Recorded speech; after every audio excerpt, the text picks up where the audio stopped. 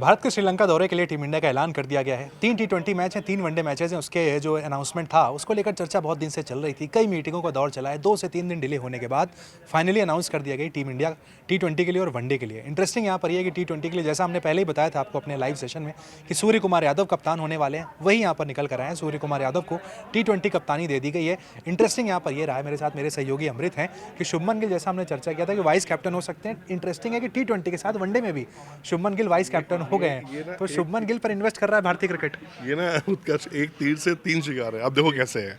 हार्दिक पांड्या का नंबर घट गया। अब जो कहानी आ रही है उसमें ये आ रही है कि भाई मुंबई लॉबी नाराज है। मुंबई लॉबी में मैंने पूछा भाई बता दे हवाई जब बातें हो रही तो बताओ कौन सी बातें हैं। तो कह रहे कि नहीं रोहित शर्मा नाराज चल रहे हैं उनसे, अजीत अगरकर नाराज हैं, जहीर खान नाराज हैं। बोले पूरी दुनिया मुंबई उनसे नाराज है कि रीज़न क्या है। तो वो कुछ कप्तानी को लेकर हुआ है, कुछ चीज़ों को लेकर हुआ है। तो ये तो ये कहानी आई। तो हमने कहा नहीं भैया ऐसा तो चलो ठीक है, अब आगे चलते हैं। स्काई को कप्तानी क्यों मिली जब हमने जिक्र कर लिया था, क्योंकि एक भरोसा होता है, डिजर्विंग भी थे। कोच को ही भरोसा होता है और अच्छी ट्रैक रिकॉर्ड है। लेकिन फिर भी हार्दिक पांड्या अभी भी मैं कहूँगा, मतलब मैं एक फ़ैन के नाते ही बोलूँगा मैं कि आज भी मुझे लगता है कि हार्दिक पांड्या बेटर ऑप्शन था सूर्य कुमार यादव से। नहीं, अगर मान लीजिए मुंबई इंडियंस के लिए चीज़ें अच्छी हो जाती हैं सीजन में तो भी हमें देखने को मिलता। अगर बहुत अच्छी होती तो शायद नहीं, चीज़ें बदल जाती है ना। फिर आप किस बात को रिप्लेस करते हैं, अब किस बात। मुझे अभी भी नहीं लग रहा कि वर्ल्ड कप में अगर स्काई और हार्दिक पांड्या दोनों का प्रोफाइल निकाल के वर्ल्ड कप के सामने रख लो तो आपको 1000 टाइम बेटर आपको दिखेगा हार्दिक पांड्या। बिल्कुल, as a fielder, as a batsman, as a bowler उन्होंने बहुत अच्छा किया। कैप्टन भी बिल्कुल किया उन्होंने। और T20 में उनका रिकॉर्ड अच्छा है। चलिए अब तो तीर निकल गया कमान से। लेकिन अच्छी बात ये है कि एक नाम है ऋषभ पंत। बिल्कुल लोग कह रहे थे भैया ऋषभ पंत देश के भविष्य है, फ्यूचर स्टार है। नो डाउट है, लेकिन बीसीसीआई ने साफ कर दिया, शुभमन गिल उनसे बड़े स्टार हैं। नए कोच ने साफ कर दिया कि भैया कप्तान के मटेरियल आपको नहीं लगते हैं। मतलब हमें नहीं, बीसीसीआई और कोच साहब को आपको में कप्तानी का मटेरियल नहीं लगता है, इसलिए आप वाइस कैप्टन भी नहीं हैं। गिल, हालांकि गिल की कप्तानी को लेकर एक बहुत ही फेमस क्रिकेटर हैं अमित मिश्रा। बिल्कुल उन्हें समझ ही नहीं आई, कह रहे हैं पूरा आईपीएल मैंने देख लिया, बिल्कुल क्लूलेस कप्तान लगे। उन्होंने क्लूलेस वर्ड यूज़ किया शुभमन गिल के लिए। देखिए होता क्या ना, उनकी बॉडी लैंग्वेज बड़ी अजीब सी है।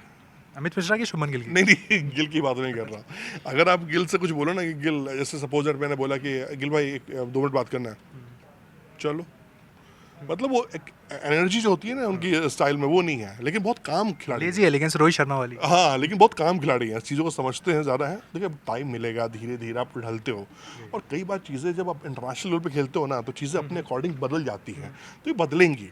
लेकिन अच्छी बात ये है कि हमें एक बात समझ में ये आ गई, अगर आप भी गौर करो उत्कर्ष, वनडे T20 के वाइस कैप्टन गिल, इंडिया का future captain Shubman Gill. 3 formats. हाँ, ये बीसीसीआई टारगेट लेके चल रही है। तो ये और शुभमन गिल को सपोर्ट भी सबका है। और सही भी, एक 24 साल के खिलाड़ी के लिए उसके ऊपर इन्वेस्ट किया जा रहा है, देखा जा रहा है। कोई विराट से तुलना करता है, कोई अगला कप्तान बता रहा है। आपको नहीं लग रहा थोड़ा ज़्यादा प्रेशर शुभमन गिल के ऊपर बना दिया गया है? क्योंकि वो परफॉर्मेंस भी ज़रूरी है, नहीं हो रही वैसी। उस काबिल हैं, वो कर सकते हैं, वो करना चाहिए, वो करेंगे। क्योंकि देखिए अभी जब आप जिम्बाब्वे सीरीज़ में देखें, 2 इनिंग उनकी अच्छी रही, बाकी 2 इनिंग ज़रूर ख़राब रही थी, मैं ये नहीं बोलूँगा, लेकिन इनिंग्स भी उनकी अच्छी रही थी। तो आप एक क्रिकेटर का ना एक पैच होता है, आप एक लगातार 20 मैच खेलो, 20 में आप नहीं चल सकते हो। अब 10 में अच्छा करोगे, 5 में फ्लॉप हो जाओगे, 4 में अच्छा करोगे, 2 में फ्लॉप हो गए। अब विराट कोहली देख लो, लेजेंड बैट्समैन, वर्ल्ड के क्लास खिलाड़ी, लेकिन वर्ल्ड कप के जिस मैच में चलना था उस मैच में चल गए वो, और रिजल्ट क्या, हम वर्ल्ड चैंपियन। ये गेम है, क्रिकेट गेम यही है। आप भगवान नहीं हो कि आप आए चुटकी बजाए और रन मारना शुरू कर दिए। तो ये होता है इस गेम में, यही है। आपको सेकंड में आप स्टार बनते हो और फ्लॉप हो जाते हो। नहीं, फ्लॉप और स्टार बनने से मुझे नाम याद आता है रियान पराग का। रियान पराग की बड़ी चर्चा थी, पिछले आईपीएल में फ्लॉप हुए।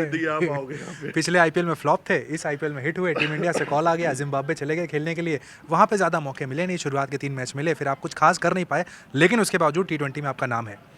यार ये तो मतलब मुझे खुद भी कभी लगता है कि मैं गौतम गंभीर से पूछूं कि भाई क्या दिखा आपको। मतलब एक खिलाड़ी आप सेलेक्ट कर रहे हो, या सूर्य कुमार यादव अगर कप्तान बनाए गए हैं तो उनसे पूछा गया हो ये टीम दी जा रही है आपको, आप देख लो क्या सिलेक्शन इसमें है। क्योंकि अभी आप, मुझे पता आपका अगला सवाल भी क्या होगा, वो आप ही पूछ लेना कि 2 खिलाड़ी को नज़रअंदाज जो किया गया है कि वो क्या है, क्यों अंदाज। मुझे पर्सनली मुझे नहीं लग रहा कि रियान पराग की जगह बन रही थी, क्योंकि 2 खिलाड़ी जो नहीं आए हैं टीम में, ऋतुराज गायकवाड़ और अभिषेक शर्मा, बिल्कुल दोनों ओपनर्स, दोनों सेंचुरी मारे हैं यार। अब क्या चाहिए, जान लो क्या उसकी। और गिल से बेटर रिकॉर्ड है, अभी मैं आपको बता दूं। वही तो कह रहा हूँ कि जान ले लो, अब क्या 5वीं सेंचुरी मारे वो लड़का।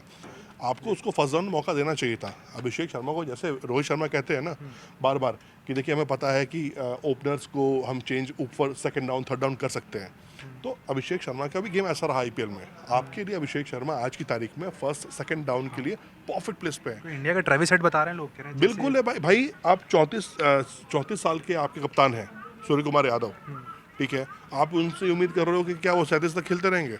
नहीं, 2 साल चलो ठीक है, आपका टारगेट 3 साल का है, अब 3 साल लेके चल रहे हो, क्या हो सकता हो बीसीसीआई कुछ दिमाग लगा रही हो, कुछ और सोच रहा हो कि चलो ठीक है इस सीरीज में या अगले सीरीज में हम देखते हैं, उसके बाद हम कप्तान के चेहरे पर बात करेंगे। तो अभिषेक शर्मा को टीम में होना चाहिए था, मैं इस बात से 1000% सहमत हूँ। गायकवाड़ ऋतु गायकवाड़ अगर अभिषेक आते तो फिर गायकवाड़ के लिए थोड़ी सी मुश्किलें बनती, क्योंकि दो में से आप एक चूज कर सकते हो ना।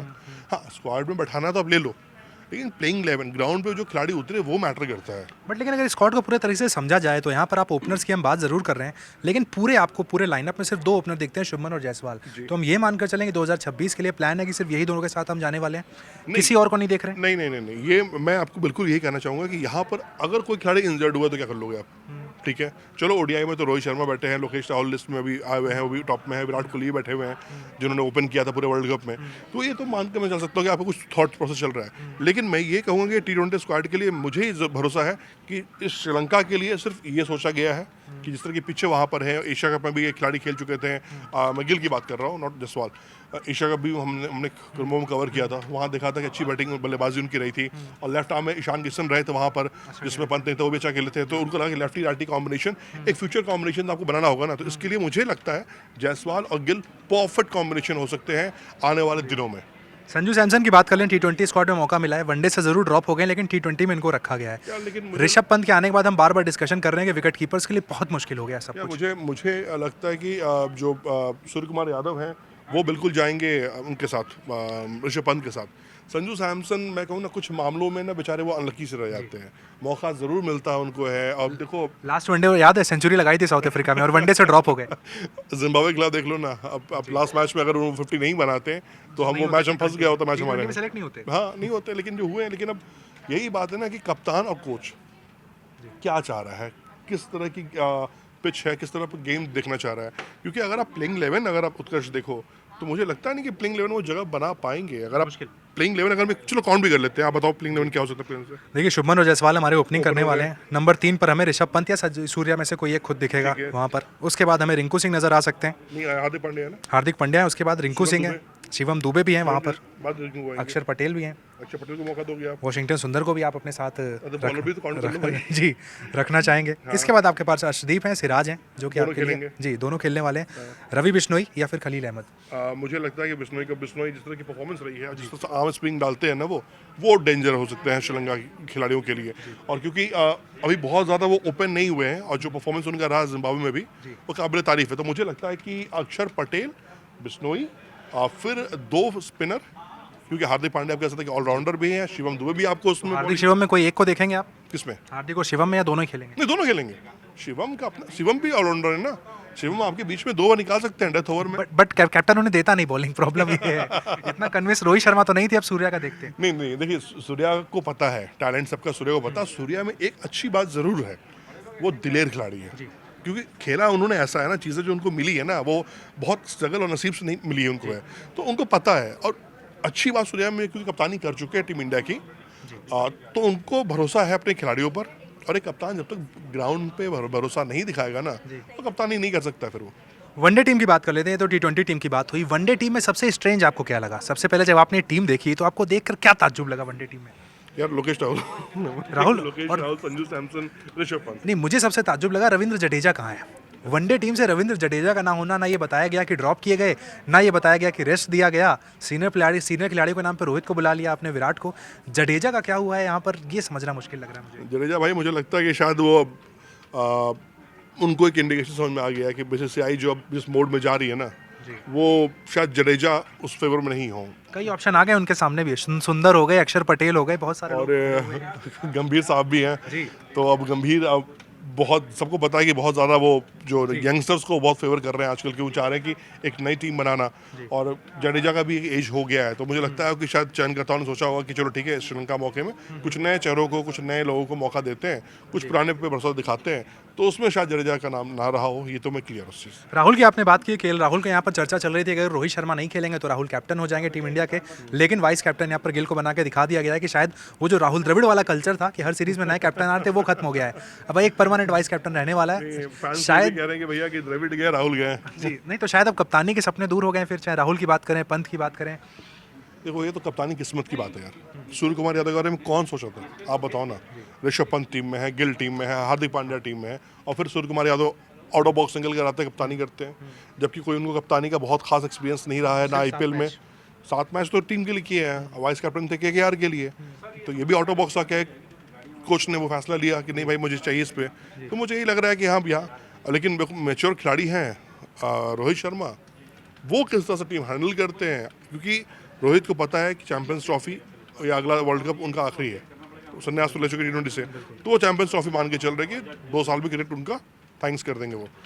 वहीं अगर बात करें एक और खिलाड़ी हैं श्रेयस अय्यर, जिनका कमबैक हमने डिस्कशन किया था कि कमबैक होने वाला है, चर्चा हमारे बीच में थोड़ा कंफ्यूजन था, लेकिन वहाँ पर कमबैक चलिए हो गया है, वनडे के लिए बुला लिया गया मैं तो क्लियर कहूंगा कि केकेआर की जो जीत है, ये उसको उनको ये गिफ्ट दिया गया है, ये रिटर्न गिफ्ट है। हर्षित राणा को भी। हाँ, कोच ने गिफ्ट दिया ही है। मैं तो क्लियर कहूंगा कि कोच ने बोला कि नहीं, खिलाड़ी अच्छा है, दमदार है, लेकिन आईपीएल में बल्ले से ताकत वो नज़र नहीं आई थी उत्कर्ष, लेकिन फिर भी मैं कहूंगा कि साफ साफ मुझे इसमें कोई हेजिटेशन नहीं है कहने में कि एक रिटर्न गिफ्ट के तौर पर शायद गौतम गंभीर ने कहा कि चलो ठीक है भाई, तुमने एक बतौर कोच मेरा एक और कम होता है ऐसा कि आप सेंट्रल कॉन्ट्रैक्ट से बाहर हो और आपका कमबैक हो जाए।